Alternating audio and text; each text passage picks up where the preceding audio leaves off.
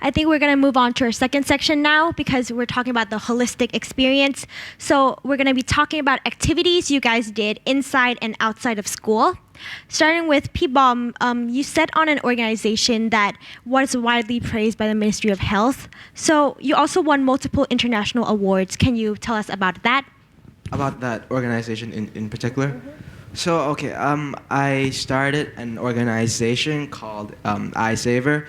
Basically, our organization makes up these self-diagnosable eye screening kits to rural schools around Thailand. And we try to help teachers diagnose students for lazy eye and refractive errors, because refractive errors are basically the common side, and if they're left untreated, they can turn into a lazy eye, which may not be able to be cured in the future.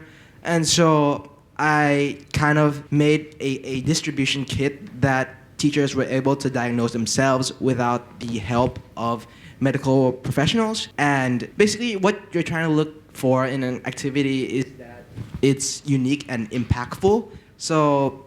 And you also have to take initiative. So, I feel like my project was impactful because obviously it was able to reach a large community. And it was unique because if there were organizations already doing this, then why are there still students, having permanent lazy eyes, or it can even eventually turn into blindness if not pre-diagnosed. And so that's generally the idea. You want to start with a project that's unique and impactful, but you also have to make sure that you're passionate about it, or else it becomes unsustainable. And you keep in mind that you have to do this for the rest of your high school, career, and you want to do it. How about you, Pishwin? You've gotten farther in the Thailand Computer Olympiad selection camps than any other international school student ever. And you've also contributed to the computer science education in Thailand, right? Oh, yeah. So aside from my Olympiad life, so during the late stages of my Olympic career, actually the professor from Kasetsat University, who was responsible for training the camps, actually proposed to him like a new renovation of of the current government-sponsored sort of programming education website in Thailand. So I guess me and my friends were just like, you know what? We've used this for a long time. It's pretty old. We've moved on to new platforms and de facto platform for like aspiring Thai Olympiad CS people.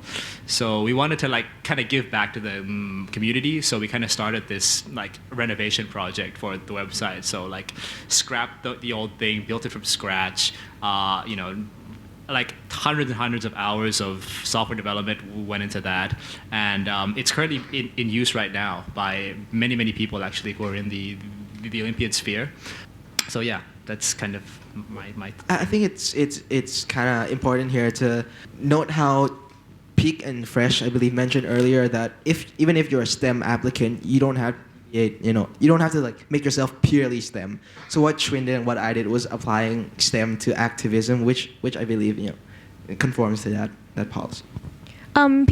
Shwin, can you share what your website name is in case some of us would like to see? Oh, it's programming.in.th. You can search it up. There's some missions right now. So it's programming.in.th, yeah? Okay, for Pisai, you are really passionate in art and who has been also commercially successful with your own art exhibition. Can you share with us about how else you pursued your artistic passions? Throughout my high school life, I just finding time in the holidays or the weekends to think about the next piece that I'm gonna do and work hard on it and keep doing it, collecting past works and stuff. And that finally amounted to an opportunity for me to collaborate with another gallery, and they helped me they allowed me to put my art in display in their exhibition. So that was a great opportunity, and it really pushed me to be more professional. And I think that really shows the university that I do have a background and I can survive this brutal art world because of the work ethic and the level of professionalism that goes into having exhibiting at like a gallery and being professional and keeping up with all like the expectations. Pisa, your art has also been sold to many places for high sums of money, right? Yes, it's been sold, but I don't know if it's high. So that is like one step that you also Yes. took to show colleges that you're like 1 foot in the professional world. Yes. Pete Titan, you are an active president as president of your STEM club, and I know that a lot of that was inspired by your outside research. Can you please share with us what kind of research you did and where, and were you able to publish that in a scientific journal? There's a lot of questions. Let's see if I can answer all of them. So I think the important part about conducting scientific research is that you find a problem that is relevant to you, something that is meaningful to you, something that will make you want to wake up the next day and start doing it instantly. And to me, my first project was to detect lung cancer using machine learning, as computer vision problem. This problem was kind of something that was the starting point of all my research projects, actually. I was inspired because in 7th grade, my aunt passed away from misdiagnosis. The doctors misdiagnosed her, and she just found out that she has terminal stage cancer, and she passed away like almost in like 2 months.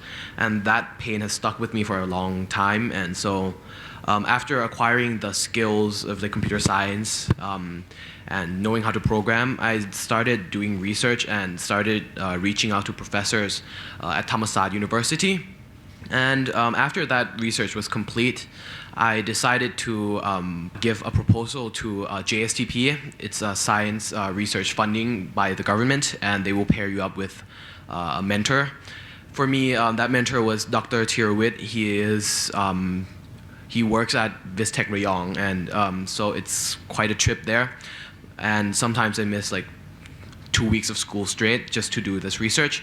And I think the end result was pretty good. I was able to publish my findings on the IEEE Explore Journal. And I was also selected as Thailand's representative at the 2020 Regeneron International Science and Engineering Fair, which was done online, of course. Is there anything else? STEM, right? While I was working at Vistech, I met a senior programmer, and he kind of inspired me to do a lot with STEM. He always helped me with my programming bugs and everything, and it just made me felt like I want to give back to this community of younger people who may just be starting out and not knowing where to start doing research or just hate science in general. I want to change the perspective on science, that science is not something that is just theory. I think science is a beautiful thing, as beautiful as art, as long as you view it from the right perspective, and that's why I created the STEM Club. Just to clarify for our audience, Vistech is a university in Rayong, yes, right? It's a research institute in Rayong. It's only for graduate and doctorate students, so I was the youngest person there. And P Fresh, one of the most outstanding things about you is that you really showed initiative. You also have a passion for engineering activism, right? Can you tell us about that and how it manifested into your projects? Oh, great question. Yeah, so I do believe one of the things that helped me stand out were the different initiatives I founded. So I created things from apps, websites, companies, patents, anything else? Education curriculum. Like, I created a lot of things, which I think creating things is always a great way to show that you care about something, that you're not happy with currently existing solutions. So I can talk a bit about your specific request of engineering and activism. So one of the projects I did was an online platform to help young people seek support for their mental health problems. So this was an online platform that I had created, and we also researched and developed a artificial intelligence algorithm that recognizes hate speech online, and we got it implemented in different support networks around the world. And another thing that I did relating to engineering and activism was, this was inspired by a research I did at UPenn, which was on collapsible surfaces in origami. So I love origami, folding paper. And I decided to use the principles of origami to turn it into a social project. So I invented a system where we used origami to help blind children learn math and geometry. So as you can imagine, blind children are not able to see shapes, so it's really hard for them to learn it. But origami is a great way where you can touch, you can feel and fold, and you can visualize these shapes. So I created this system, and we got it implemented at schools that teach blind children in Thailand in the curriculum there as well. So that was another example of how, you know, I initiated and made connections between different things that aren't so obvious and are very kind of true to me and what I kind of want to solve in the world. Yeah. How about Peak? You're an experienced archaeologist, published a history book that is on sale on Amazon, and you won a prestigious history award from Cambridge University also. So can you tell us about how your passion in history got started and what topics you really enjoy? So for history, like I was interested in history since I was really young because I love reading comic books about historical fiction, and I love watching historical fiction movies like Indiana Jones, Enemy at the Gates, those kind of things. So like that really got me to reading, and like the documentaries also really interest me. Regarding like the extracurriculars, like what I think was very important was like we need to seek recognition from renowned third parties like Cambridge University, the research award. I think like the guide I published on like Buddhist archaeology was indexed in Harvard Library, and I think Brown University had a copy in their library also. So like I think like the overall theme is that we need to seek recognition from third parties that verify our accomplishments.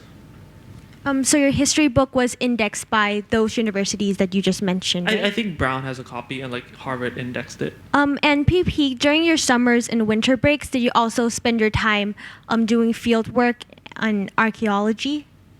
Yes, I did field work at like a site called the Nong Ratchawat site in Suphanburi, which is like 3 hours up north from here. So like you kind of learn like what archaeologists do, and like you get to work with like Neolithic age artifacts, the tools, and like it's really cool like to really get to handle them. P-Bomb, you also did a research on nanocatalysts, right? Yep. And how is that research different from, I would say, the research Pete Titan did? Well, our fields are completely different.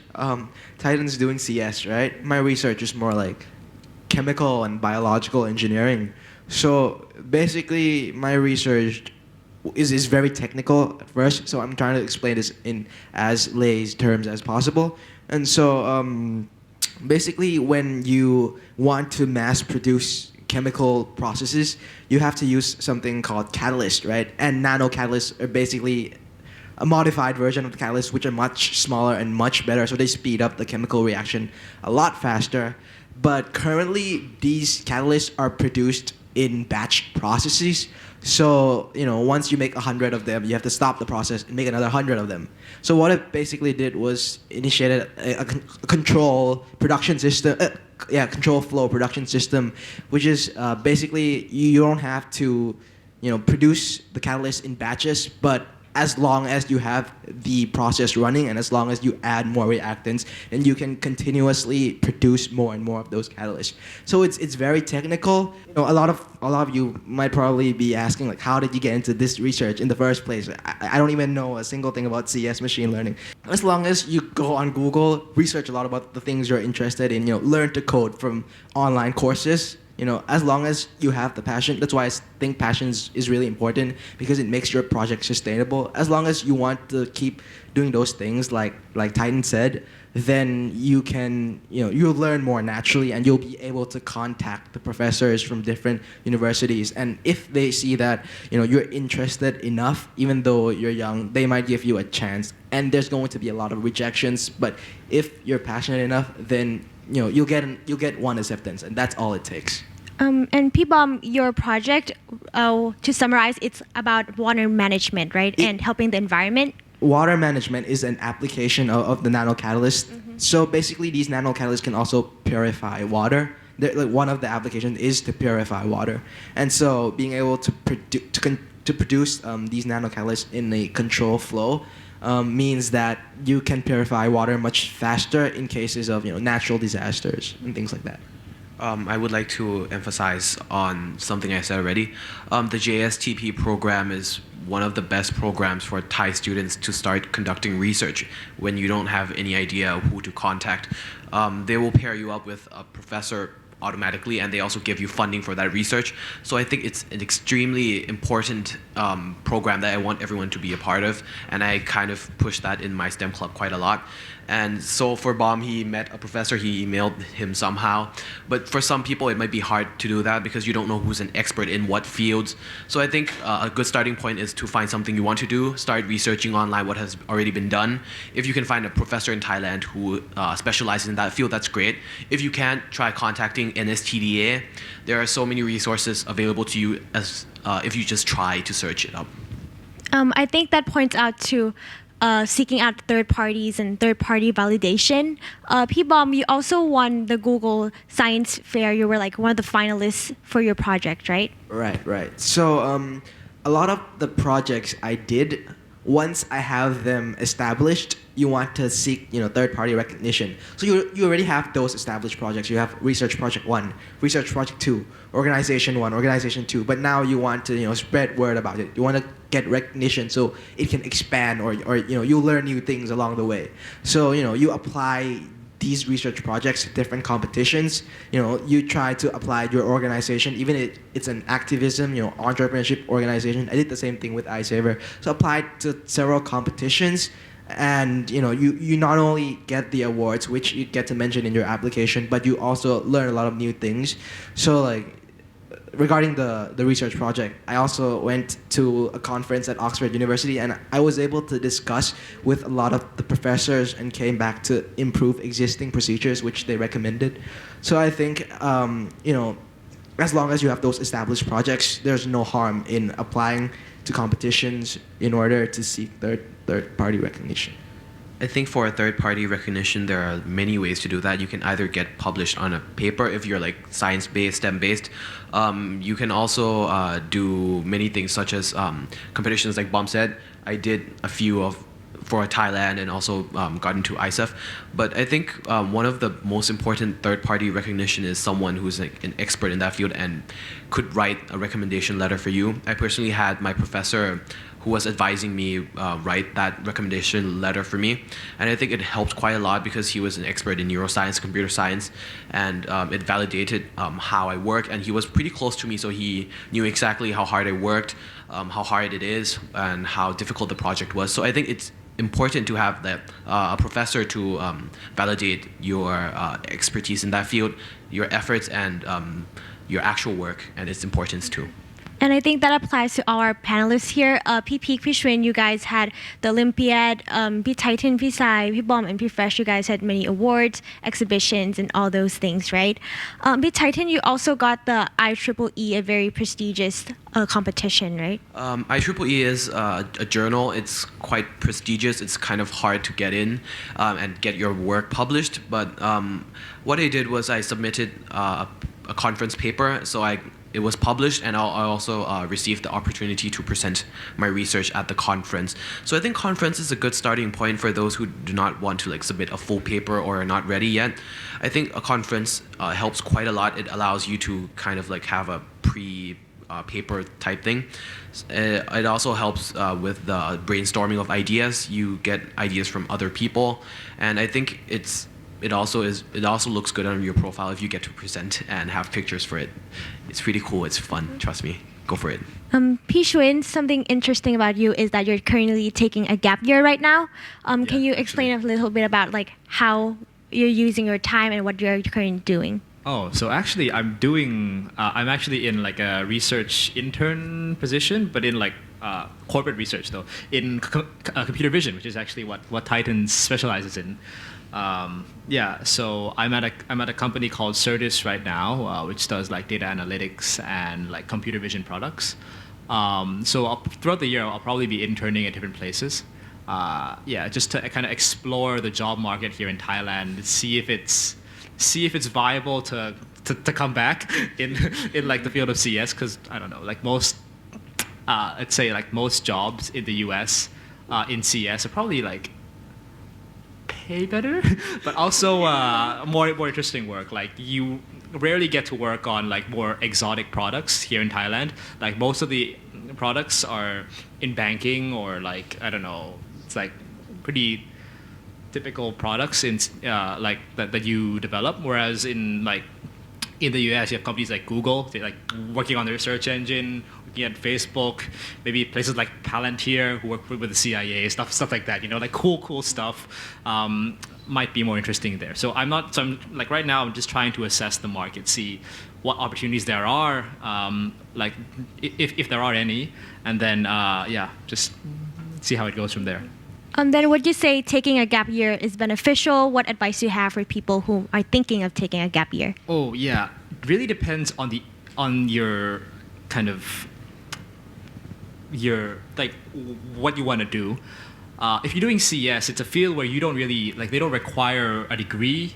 You can pretty much self-study everything in CS.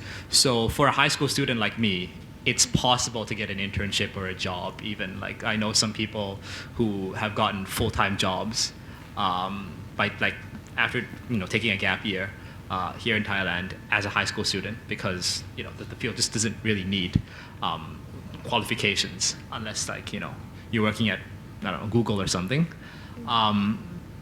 So yeah, but then if you're in something like accounting, for example, it's probably not really possible to do the same thing, right? So whether or not you take a gap year is highly dependent on the field of study that you're going to go into. I like to keep in mind that you also took a gap year after you already applied and got accepted to Stanford. Oh right? yes. I probably wouldn't have taken a gap year if it wasn't for COVID.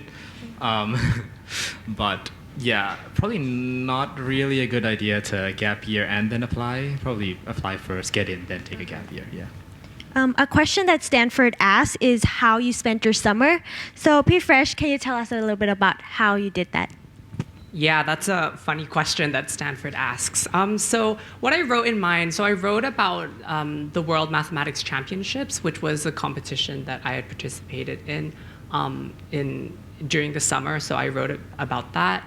I also wrote a lot about how I kind of developed the different projects I do and kind of brought them to life as well, because I think that that's always a part of the application that a lot of people don't emphasize. They emphasize, the final result, getting all these awards and stuff, which is definitely try to do that as well. But I think the process and building towards that, how you grow, the obstacles you face trying to create these projects is often a very valuable thing to have in your application. So I also talked a bit about that and about traveling with my family as well. So, not everything has to be about kind of the application side of things. But yeah, those were the things that I talked about in that essay. So how were you able to include that in just 50 words? Well, I had to be very concise, so it was only 50 words. So I really had to just really be smart about how to use the words. The thing about essays is that they don't give you a whole lot of room. You'll find out, it's very hard to represent exactly who you are in these very limited space. So I just really had to think about what was the most important part that I wanted to convey and just squeeze it in. Okay. PP, you won a very prestigious award, which is the International History Olympiad Medal in Berlin. Can you tell us about how and where did you prepare for that? A lot of it came down to self-studying and once again, Omega Prep. Cheers to them. They helped me prepare a lot for both the written part and the oral part of the exam, which is a buzzer-based kind of thing. The thing about the International History Olympiad is that it looks good and it really gives value to the application in the sense that its name is the International History Olympiad. So nice way to go if you're interested in history. Okay, so that concludes our second section, which is activities inside and outside of school. If you have any questions for this section, please raise your hand or hand a piece of paper to our staff. Do you have any questions? Okay, so in terms of seeking out opportunities to volunteer or anything, how do you kind of recommend we go, we kind of initiate that? How do you kind of seek out or take initiative to find things that you're able to do during, the summer or any other sort of time outside of school? Okay, so I'll start on this question. So I think with these opportunities, there's really two ways, right? So one is either you seek out pre-existing opportunities, or two is you create your own opportunities. And it often feels really limiting sometimes to be in your school. So a lot of the times we think about, what opportunities are possible within our school.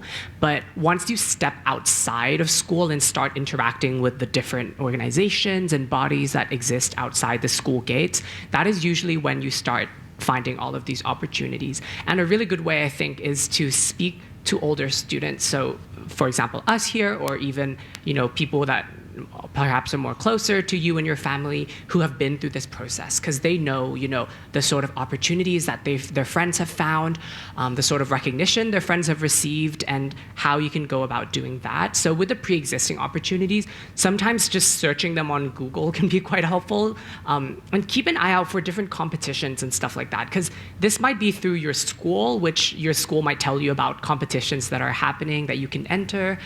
Or sometimes it can be on social media. On a lot of websites, they will just tell you about events. So one thing that I really like is just going to events that are happening near you. So you can go on Facebook events. You can go on places like Eventbrite, where you can see events that are happening around you. So a lot of those are like conferences, competitions, pitches. You could hear lots of kind of business ideas and stuff like that. And that's usually a great way for you to find out about these different connections.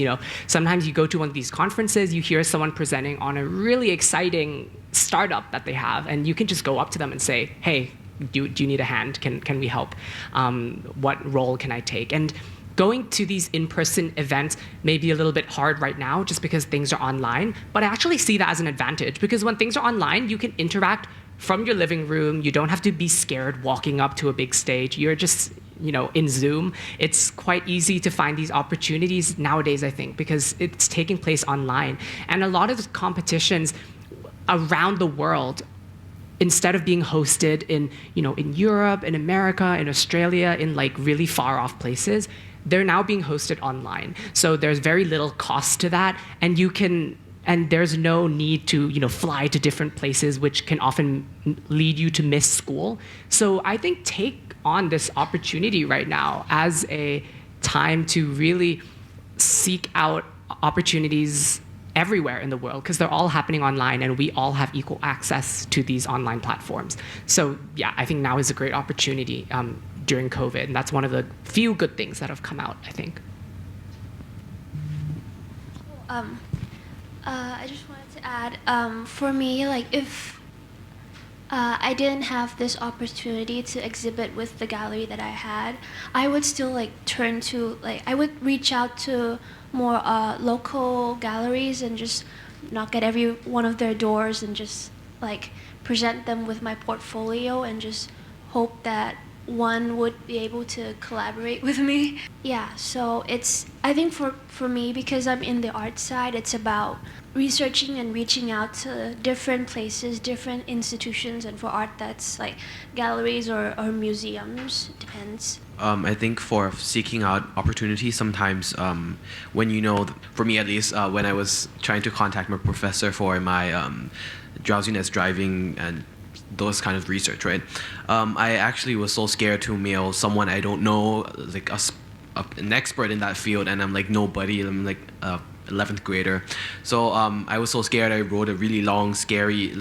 I was so scared. I wrote like at least like 500 words explaining who I was and why I wanted to do the research, and the professor simply replied, "Lol, why so formal? I added you on Facebook." I'm not even joking, and so I think sometimes it may be scary, but then definitely take the first step. And if you have that initiative, you'll be successful, I think. Actually, one thing that I'd like to add is actually looking for opportunities outside of school is actually so important compared to looking for opportunities inside of school, because that's what makes you stand out, right? Like if you join a club at school, everyone has the opportunity to join that club, right? Like it's spoon-fed to you, right? Probably universities want to see that you're looking for something else other than what's being already spoon-fed to you, right? So I guess like the point is try to lean on the side of outside of school rather than inside of school to make yourself really stand out. Because remember that when they look at your applications, they have to go to like tens of thousands of applications, and if they see the same thing over and over again, obviously every school is gonna have similar clubs. So even though you're doing something impactful inside of that school club, it still may not be as appealing as starting a new organization outside of school, since that catches the eye of the application reader. Okay, do we have any other questions for our panelists? We can go to the back first, and then we can come to Biu Biu. So, as the panelists mentioned a lot about research, I would like to know that would it be better to follow a professor's research and give them a hand, or would it be more outstanding to start your own new research? Start your own research, please. I think that it's important that before you contact a professor, you have something you really want to work on. Yes, it's kind of important to find a professor that knows what you want to do, but then I think it's like I have like many friends who just like say that, yeah, I went to work with this professor on this research, and they have like the 5th name on the paper or something, and that does not really look impressive. It looks as if you just hired someone to do it for you. So I think that if you're going to do research and you're going to publish a paper, your name must be like number 1. You must be first author. You must be creative in your approach in thinking about that research in the first place.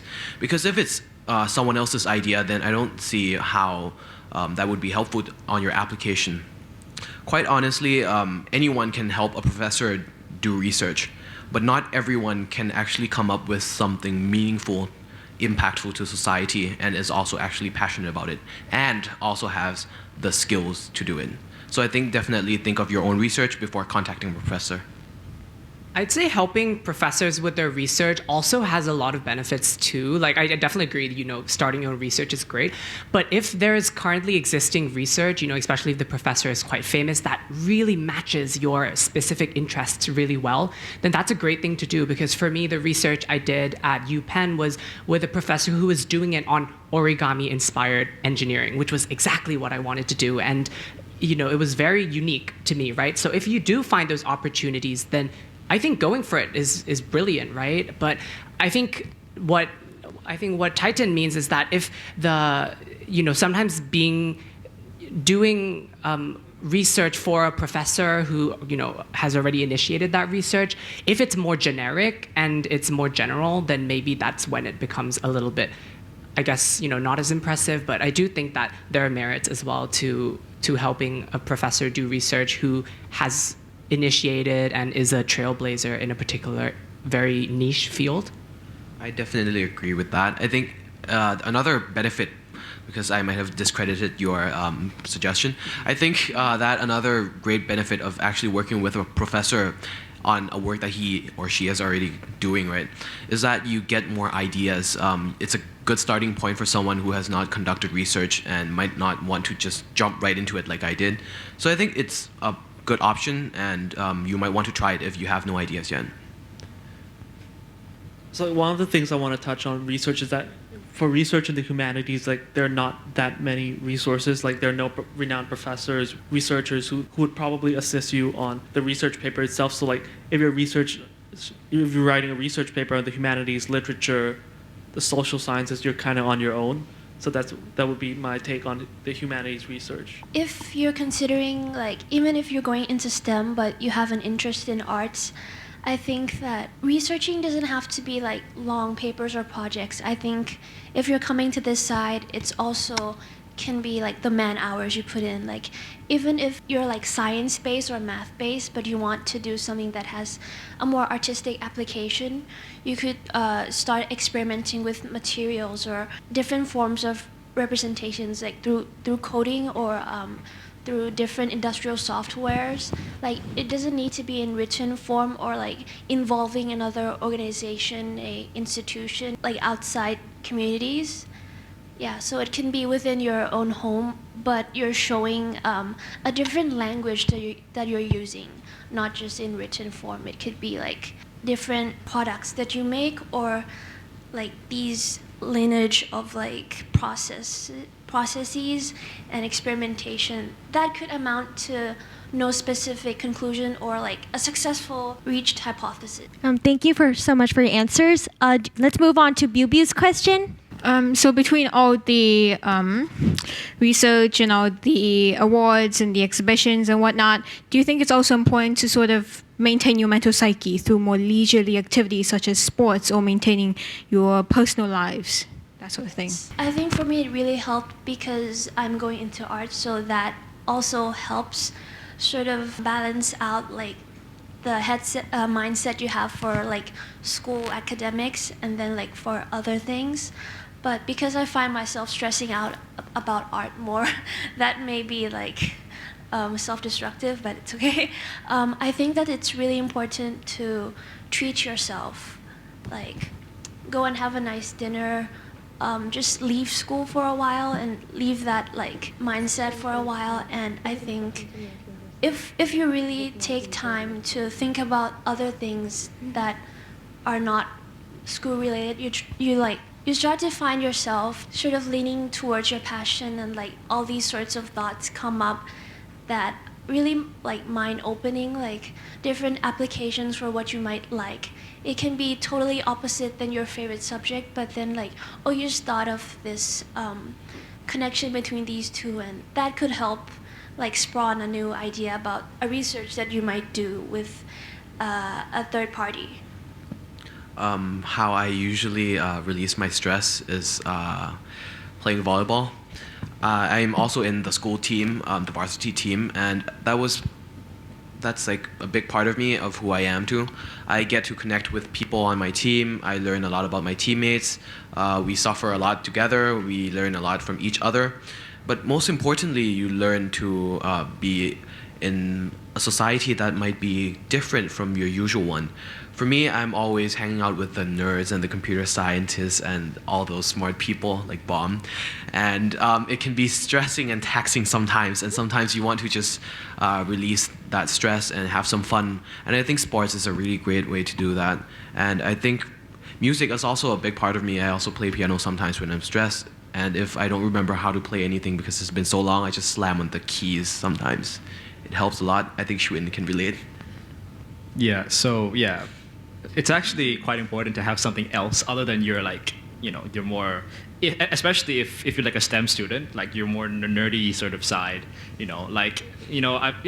I'm like CS Olympiad and all, but I still do like opera singing and stuff like that, like I take up that side too, and actually having that dual like personality even, not bipolar, but like a dual personality kind of makes it a bit more appealing to colleges even, because they know that you're not one-dimensional. You have multiple dimensions to your like being, right? And that kind of makes you more of an appealing candidate even. So you're hitting two birds with one stone here. You're spending time to relax, at least I think, but also you're building your profile in a different way even. So I guess it's a win-win situation.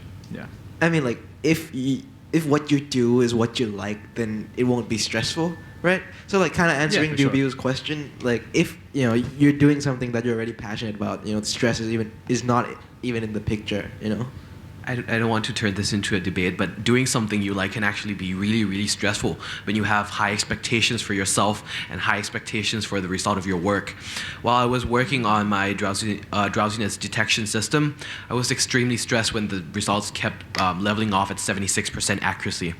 And even though I love computer science, I love working on this project, I love seeing numbers change, and I'm a nerd, it still stresses me a lot just to see the same algorithm or different algorithm fail. So I think it's definitely important that you find an alternative hobby that you like. As much as you are passionate about your research or your area of interest, you need to find something that you can fall back onto, whether it be sports, music, anything, anime.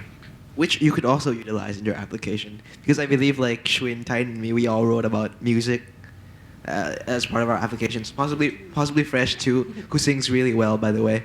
And so, so you can make use of your ability to relax in your application as well. So I believe many of you, do sports and music, and if you do, I encourage you to pursue it like to the fullest level you can, and then that will help in your application. I think it shows that you are human, that you are tired sometimes, you are stressed sometimes, and you actually have something that you're human in general. I think they don't want numbers. They don't want an Asian nerd without a life. I think universities want a human, someone who they can relate to, and I think that is extremely important. Do we have any other questions? Okay, we'll go to our last question here before we move on. So you all say that time management is really important. So I was wondering, like, how do you guys manage time to do these like research projects and such? Like, is there a specific time? Do you do it during like school times, or do it only during the break, or what is it? For me, I think all of these were during, like, after school, weekends, holidays, so just time when I wasn't meant to be in school. That's really, really valuable time that you can be using to develop, you know, these extracurriculars and getting recognition and all of these things we've been talking about, right?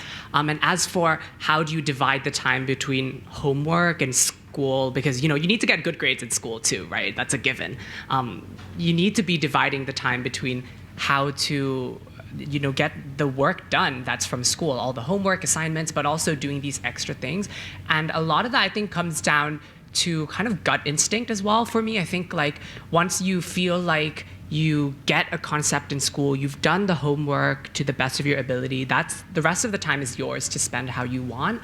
But you should also be mindful that if you're spending every single waking minute revising for that upcoming chemistry exam, that doesn't leave you any time to do anything else unless you don't want to sleep. So you really need to be thinking about, you know, what is the right amount to do for school, so that it's not too much and not too little. And I think there is that middle ground kind of optimum point that you need to locate. And sometimes it's really nice to speak to your seniors. It's nice to be able to speak to friends as well who are in the same ambitious position and see what they're doing, because usually it's a nice way to be able to fit all of these things into 24 hours. I personally think there are a lot of ways to increase your time for doing other things. Number one is definitely don't sleep as much, but then I don't recommend that. Number two, you can use a lot of time during your commute to do productive things. Read a book, do something that's useful. Maybe study for a test in the car. I do that quite a lot. And the last way is try to not take IB. It takes a lot of your time. You do a lot of work at home. I think if you take AP, there's less homework, definitely. You only study for tests. And study efficiently. For calculus, just do practice problems. For psychology, try to use flashcards. There are so many ways to optimize your studying habits. And for different subjects, you study differently. And when you do that, you have more time for other things in life. I try to reach for the minimum score for my standard and for my university standard to get in each subject. So yeah, I don't aim like for school subjects that I don't really enjoy or are not really like art school based. I don't set for, okay, I need to get 100%. Like I try to set, okay, just get 90% and review it once, and then the rest of the time I used to either like relax or do something about art. So yeah. And if you're in subjects that you don't like, you can't understand what the teacher is talking about, just do the other subject's homework. That's more effective, really. I usually try to spend as little time on school as possible. So the way I do it is I actually bucket my time. So I will actually stay after school at school, so I know I'm in school to do school work. And then after that, I'll just not do any more school work. So I always look forward to, like, during the evening and at night to do everything else that's not related to school, because that's where my passion lies, outside of school, right? We want to think of school as just an annoyance that we have to get through and do well in, but if we spend any more time on school, it detracts from all the other stuff that makes us amazing. That's kind of my take on it. Yeah. Yeah, so let's move on to our third and last section.